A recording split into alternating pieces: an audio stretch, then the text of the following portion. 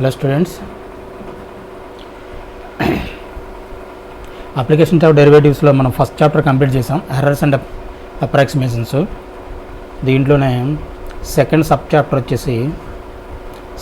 Chapter tangents and normals.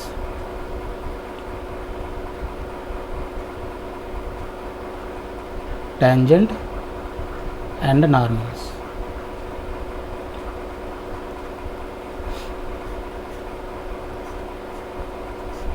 ఓకేనా? Tangent and నార్మల్స్లో first of all మనం ఆ ఫార్ములాస్ వరకు మనం ఫస్ట్ డిస్కస్ చేద్దాం. ఇంపార్టెంట్ క్వశ్చన్స్ ప్రాక్టీస్ చేయండి చెప్పినవి. ఓకే, ఫార్ములా దీంట్లో ఫస్ట్ ఫార్ములా వచ్చేసి equation of tangent. slope of the tangent first, rather slope of the tangent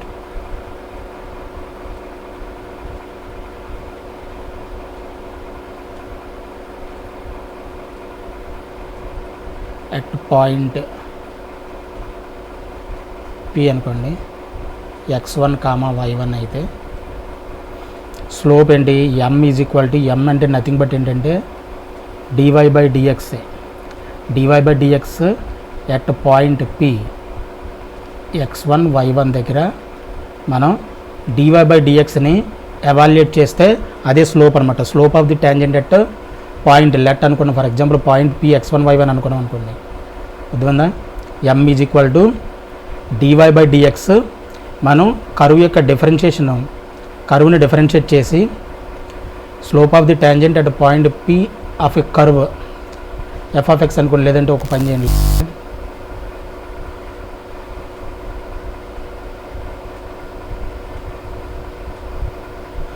at a point P of a curve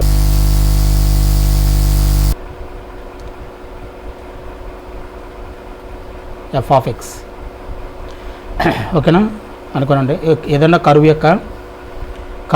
tangent slope of the tangent ఏమవుతుంది? దానికి m is equal to slope, m is equal to ఇది nothing but ఏంటి dy/dx at point P దగ్గర evaluate చేస్తే x1 y1. ఇదే slope of the tangent to the curve. ఓకేనా? Slope of the tangent at point P x1 y1 of a curve f of x. అంటే మనం ఏం చేయాలి? f of xని differentiate చేయాలి. డిఫరెన్షియేట్ చేసి ఎట్ P x1 y1 దగ్గర మనం ఎవాల్యుయేట్ చేస్తే ఏదైతే వాల్యూ వచ్చిందో ఆ వాల్యూని మనం అంటాం స్లోప్ ఆఫ్ ది టాంజెంట్ కింద మనం తీసుకోవాలి. ఓకేనా? ఇది ఫస్ట్ ఫార్ములా కింద గుర్తుపెట్టుకోండి. అలాగే సెకండ్ది మనం సమ్ చేసినట్టు కూడా ఇంకా కొంచెం క్లారిటీ వచ్చే అవకాశం ఉంటుంది. ఓకేనా? Equation of tangent.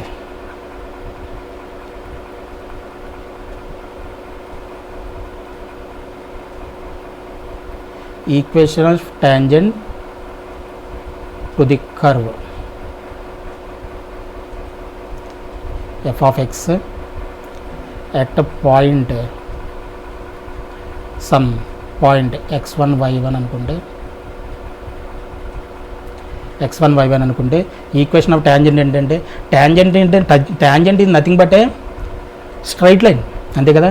మన కోఆర్డినేట్ జియోమెట్రీలో ఈక్వేషన్ ఆఫ్ స్ట్రైట్ లైన్ మనం ఆల్రెడీ తెలుసు కదా. స్లోపు పాయింట్ ఇస్తే మనకు ఫార్ములా ఏంటి? y-y1 is equal to m into x minus x1. Same in the same way y-y1 is equal to dy/dx. dy/dx evaluated at P x1 y1 y1 into x minus x1. ఇది equation of టాంజెంట్కి formula.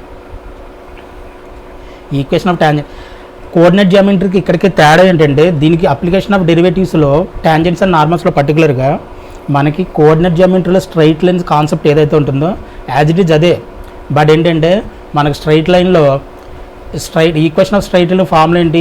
స్లోప్ను point ఇస్తే y-y1 is equal to m into x minus x1 formula. But ఈ slope ఏదైతే ఉందో దాన్ని మనం using differentiation మనం కర్వ్ని differentiate చేసి ఈ స్లోప్ను ఫైండ్ అవుట్ చేస్తాం, అంతే తేడా.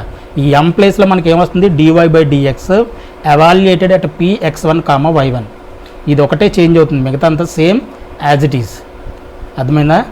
X minus x1 y minus y1 is equal to dy by dx evaluated at px1 y1 into x minus x1. ఇదే ఫార్ములా ఈక్వేషన్ ఆఫ్ ట్యాంజెంట్కి. ఓకేనా? అలాగే equation of normal,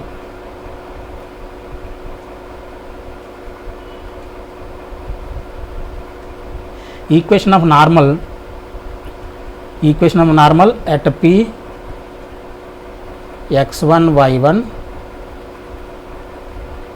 to the curve f of x తీసుకున్నాం అనుకోండి, మనకి same normal కూడా formula మనకు తెలుసు. 1 y minus y1 is equal to normal and tangent రెండు కూడా ఒకదానికొకటి పర్పెండిక్యులర్గా ఉంటాయి. ఇది m అయితే ఇది -1/m అవ్వాలి నార్మల్కి, మనకు స్ట్రైట్ లైన్లో ఇది కూడా ఫార్ములా x1. బట్ ఇక్కడ ఏంటి -1/m. ఇక్కడ m అంటే మనం ఏ విధంగా తీసుకున్నాం, dy బై dx కాబట్టి సేమ్ ఇదే formula y minus y1 is equal to నార్మల్కి మాత్రం స్లోప్ మారుతుంది -1/m. m అంటే dy by dx evaluated at p x1 y1 into x minus x1. దీన్నే మనం మైనస్ dx బై dy అని కూడా రాయొచ్చు. Minus dx by dy reciprocal అయిపోతే dx by dy at p x1 y1 x minus x1. దీన్ని ఇలా కూడా రాయొచ్చు మనం. ఇది ఈక్వేషన్ ఆఫ్ నార్మల్కి ఫార్ములా. ఇవి గుర్తుపెట్టుకోండి. దీన్ని ఎలాగన్నా రాయొచ్చు, ప్రాబ్లం లేదు, ఇలా కూడా రాయొచ్చు. మీకు చెప్పిన కదా, సమ్ చేసేటప్పుడు మనం క్వశ్చన్స్ చేసేటప్పుడు ఇంకా చాలా బాగా అర్థమవుతుంది. దీని గురించి మీరేమీ ఇబ్బంది పడద్దు. ఓకేనా? ఇది formula number 3 and formula number 4. Formula number 4 వచ్చి లెంత్ ఆఫ్ ట్యాంజెంట్.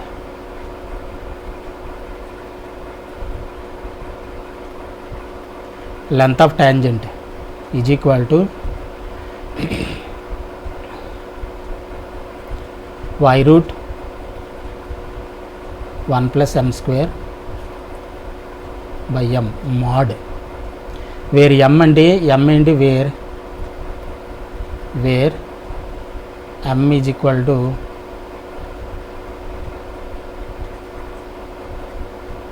కింద రాసుకోండి, లేదంటే where m is slope of tangent at that point. ఇది లెంత్ ఆఫ్ ట్యాంజెంట్కి. దీంట్లో లెంత్ ఆఫ్ సబ్ ట్యాంజెంట్ కూడా ఉంటుంది.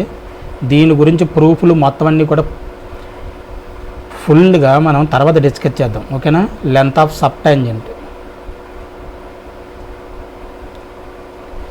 Length of sub tangent is equal to y root 1 plus m square mod y root 1 plus m square. అలాగే థర్డ్ది వచ్చేసి దీంట్లోనే length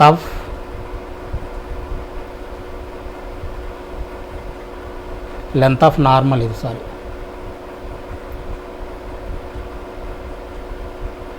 length of normal,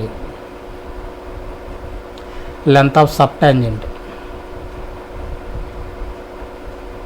length of sub tangent is equal to y by m mod y by m. అన్నిటికీ కూడా mod పెట్టండి, mod important. y by m. And fourth one వచ్చేసి length of sub normal,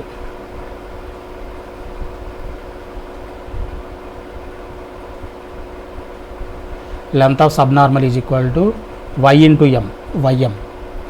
ఇవి length of tangent, length of normal, length of sub tangent, length of sub నార్మల్కి formulas. ఓకేనా? అలాగే fifth one వచ్చేసి orthogonal intersection of two curves. Orthogonal, ఇది formula ఏం కాదు కానీ it's a concept. Orthogonal intersection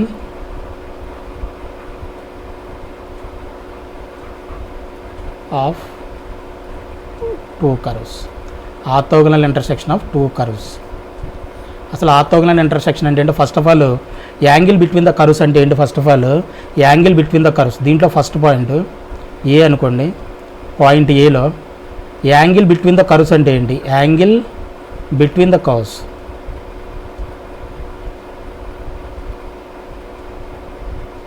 angle between the curves అంటే the angle between the curves defined as the angle between the tangents drawn. Angle between the curves అంటే angle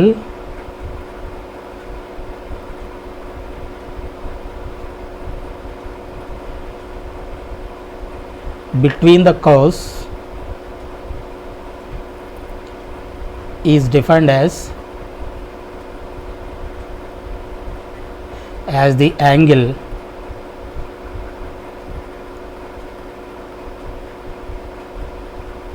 between the tangents drawn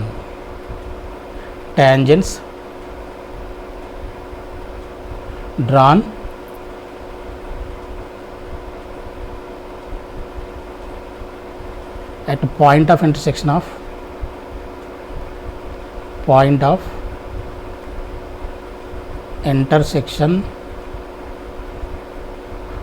two curves.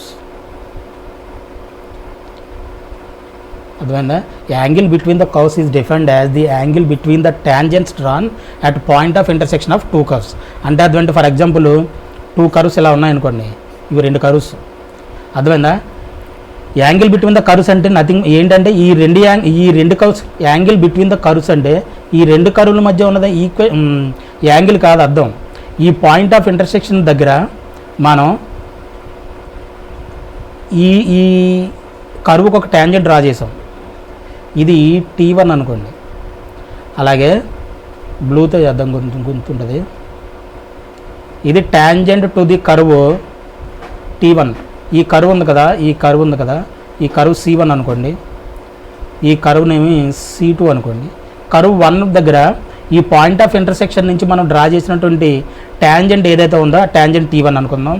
అలాగే ఇదే point of intersection నుంచి C2కి మనం ఇదే point of intersection నుంచి ఒక కర్వ్ను ట్యాంజెంట్ని draw చేసేలాగా ఇది T2 అనుకోండి.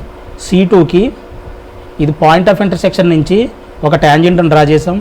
అదే పాయింట్ ఆఫ్ ఇంటర్సెక్షన్ నుంచి కర్వ్ C1కి T1 అనే ట్యాంజెంట్ డ్రా చేసాం. ఇలాగ రెండు ట్యాంజెంట్స్ మనం డ్రా చేస్తే పాయింట్ ఆఫ్ ఇంటర్సెక్షన్ నుంచి ఈ రెండింటి మధ్య యాంగిల్ ఏదైతే ఉందో దాన్ని మనం theta, the angle between the curves అంటాం. అంతేగాని angle between the curves means ఏంటంటే the angle between the tangents drawn from the intersection of two curves. అది మీనింగ్. అర్థమైందా? ఈ రెండు కర్వ్స్కి పాయింట్ ఆఫ్ ఇంటర్సెక్షన్ నుంచి డ్రా చేసినటువంటి టాంజెంట్స్ మధ్య యొక్క యాంగిల్, అంతేగాని కర్వ్స్ మధ్య యాంగిల్ కాదు. దాన్ని ఆ టాంజెంట్స్ మధ్యన యాంగిల్నే మనం ఏమంటాం?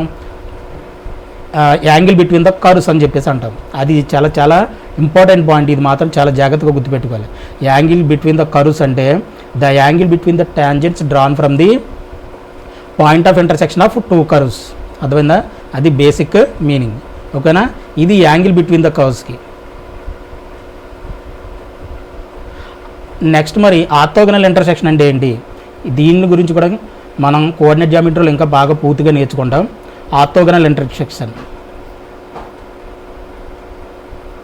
Orthogonal intersection. ఆర్థోగనల్ ఇంటర్సెక్షన్ అంటే ఏంటి?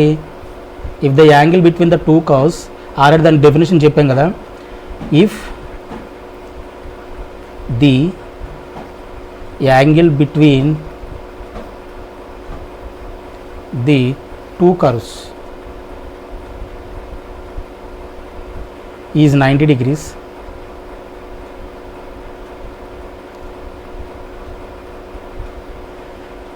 then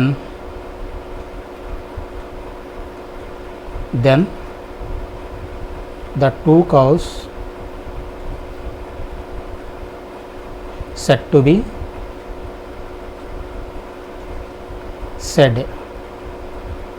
be intersected orthogonally. Intersected orthogonally అని చెప్పేసి అంటాం.